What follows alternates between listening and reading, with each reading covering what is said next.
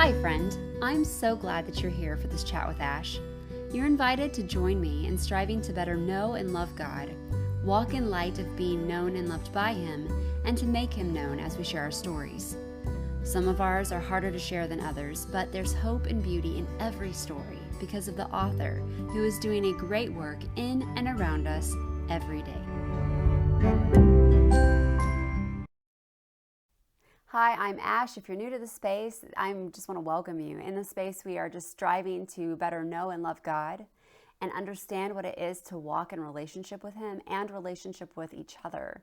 You guys, I'm very excited for this episode today because I am ready to lighten things up considerably. We've spent the last several episodes talking about some really hard stuff, and I believe that doing that is essential. We have to be willing to talk about the hard. We have to be willing to acknowledge the things that we really struggle with and how we have hope. If we don't acknowledge the hard, then we miss so many opportunities to live out what biblical community looks like. How can we really encourage each other? How can we hold each other up? How can we hold each other accountable if we wear a mask that says, I'm fine all the time? And I want to be a woman of the Lord. I want to be somebody that has the courage to say, this is where I'm really struggling. This is where I've really been. But here's how God ran into the fire and rescued me. And here's what He's been doing in my life ever since. That's where we get to share the hope that is within us. Speaking about those hard things, I want to touch on one thought that came to me recently. When we first moved here 6 or 7 years ago, we're in Michigan. We moved from Illinois, and we moved from a 1-story house to a 2-story house. And our youngest, who a dear loved one nicknamed the Wild Man, and very appropriately so, he was 3. And so nap time became a bit of an issue. All of our bedrooms are upstairs. And so I would lay him down for nap, and he was always pushing the boundary. And so I couldn't trust him to stay in his room and stay in his bed. We tried child locks, and he figured out how to master them. And I remember one afternoon I had gone downstairs to switch laundry over, and I came up to check on him, and he was missing. I found him in our bathroom, in our bathtub, which thankfully was empty. But at that point, I realized I may need to take some drastic measures here to keep this kid safe. And, frankly, to have a moment of sanity when he's supposed to be resting. And so I had this brilliant idea. I thought, I'm going to take the doorknob, and I'm going to switch it. I'm going to flip it. I'm going to put the lock from the inside of the bedroom to the outside. I will lock my child in his room to keep him safe for this little bit of time during the day when he's supposed to be napping. And that is what I did, and it worked very well. And I was quite pleased with myself. But one weekend we had visitors, and all of our bedrooms, like I said, are upstairs. Everybody had gone to bed. I was just about to doze off when I heard our youngest, whose bedroom is right next to ours, making some noise. So I got up to investigate, went into his room, and the door swung shut behind me, and you guessed it, I got locked in the bedroom with him, this brilliant mom with her brilliant idea. Everybody was asleep, and Eric, the man, can saw some logs. Honey, I love you. I went to the wall in between our son's room and our room, and I started quietly tapping on it because I didn't want to wake everybody. Tap, tap, tap, and all I could hear was snoring. Okay, gonna have to be a little bit louder. So I put my face up against the wall, and I'm like, Eric! Nothing. So I finally realized I'm going to have to just deal with this. This is my own fault. So I had a very long, very uncomfortable night with our youngest son. Early the next morning, I heard our oldest wake up and heard his feet pad into the hallway. And I ran to the door and I said, hey. And I heard him stop and he said, Mom? And then he went downstairs and I just internally went, no! So I had a few more hours in the bedroom until it was finally discovered that I was missing and that I was in our youngest son's bedroom. I felt so trapped, and I hated that feeling of being stuck in that room. When we are struggling with things like depression, we can often feel stuck. We can often feel very isolated. If I can be very frank with you for a moment, the reality is that most of the time when we feel isolated and stuck, it's because we have locked ourselves in a room and we have shut ourselves off from other people that can support and encourage us. Not everyone out there is a safe space, and I get that. That's where wisdom and discernment comes in. But the biggest thing to remember is that we serve a living God who doesn't sleep. He doesn't snore. He will always hear us when we call to him. And we have that constant 24/7 access to the Father. Why do we not utilize it? If you feel stuck and you feel unseen and you feel isolated, are you calling out to God? But take it another step too, because God's given us his family. He's given us the body. We have community with each other. If I feel alone, most of the time, that's because I've made myself alone. I haven't reached out to people that I know I can trust. I haven't reached out to those that I know can come alongside me and support me and help walk with me through that place to the other side. So I want to encourage you to think about that, and I want to challenge you in that, because I've needed to be challenged in that. And as we've discussed in other episodes, we have so many resources when it comes to other people. God has, like I said, given us his body, the church, and we can go to those within the church that we trust. But he's also equipped people to be able to counsel us well and with wisdom and with discernment. And he's also given us the Holy Spirit to guide us and to work in us and remind us of God's words and what is true.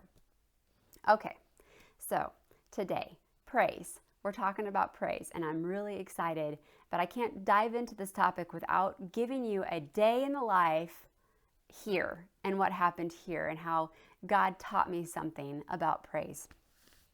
I'm a big dreamer. And now I have some friends that would say I'm a pessimist, and I'm not going to argue with them. I don't like that.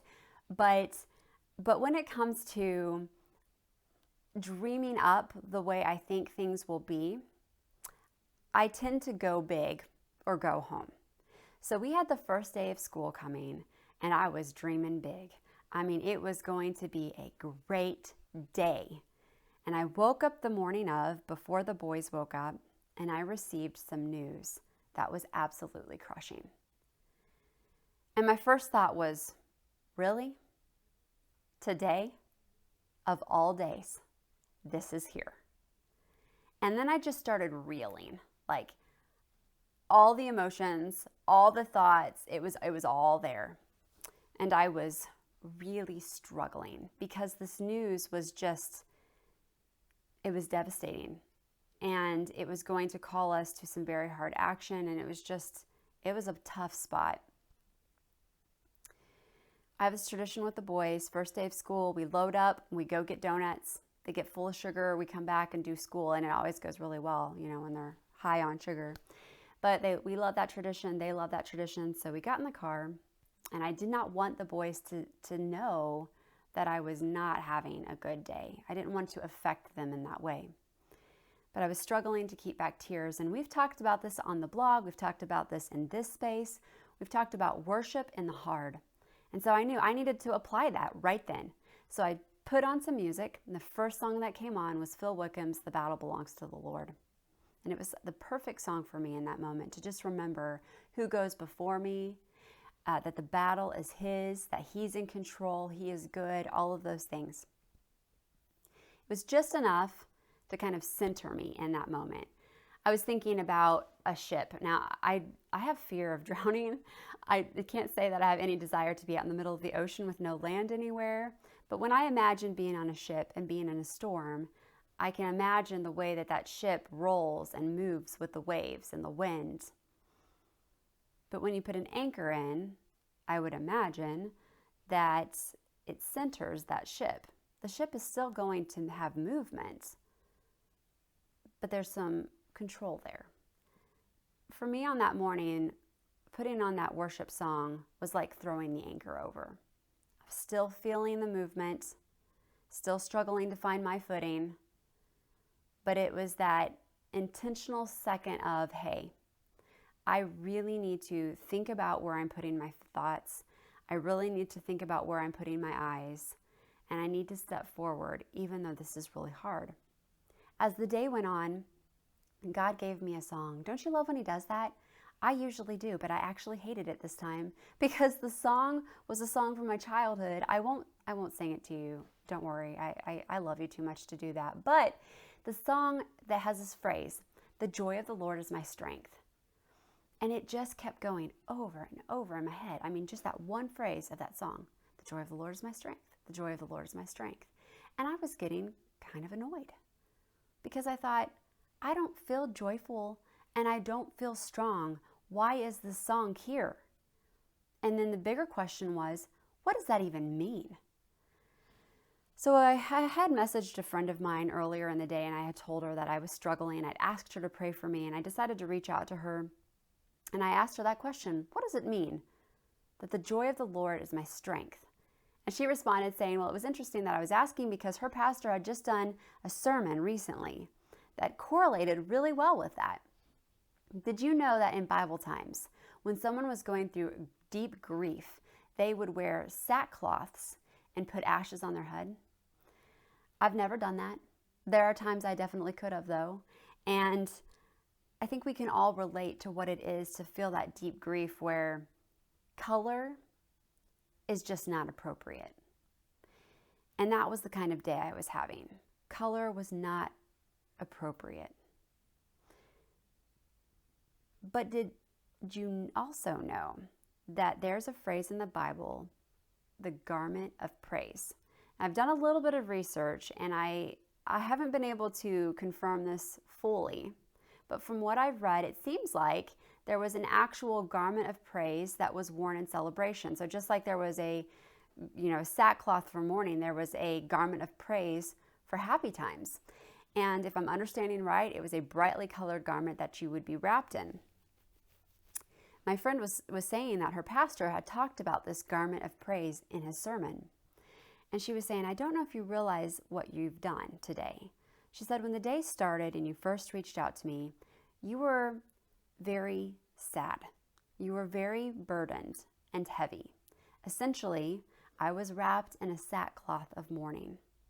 And she goes, but you did something. You did something that started to make a shift and a change. You started thinking about worship. The interesting thing about the joy of the Lord, and that's from a verse in Nehemiah, is that it's not my joy, it's the Lord's joy. And my friend said, you were wearing this sackcloth, and that needs to be taken off. And what it needs to be replaced with is the joy of the Lord. When we worship, we wrap ourselves in the joy of the Lord, and it is in His joy that we find strength.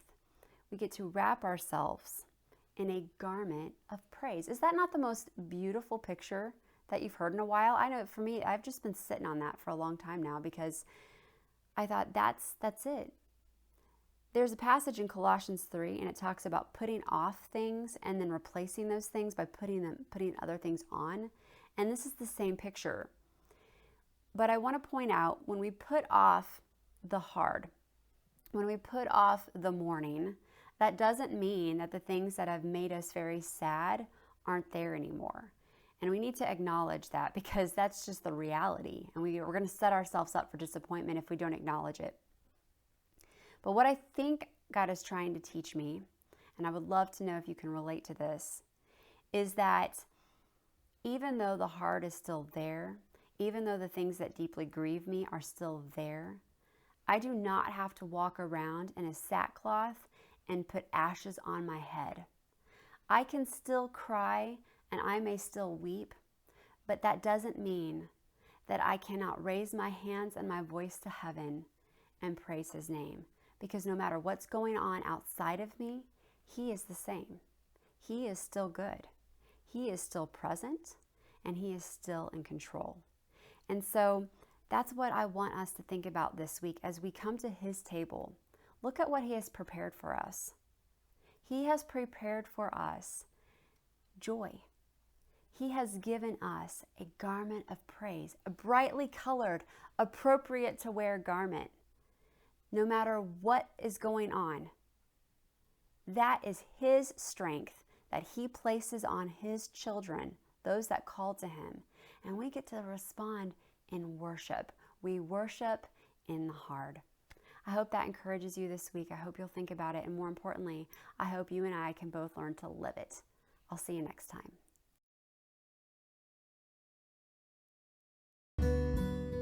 Friend, I hope you enjoyed our time together today. Author Christy McLeland once wrote that we want to live like rivers and not lakes.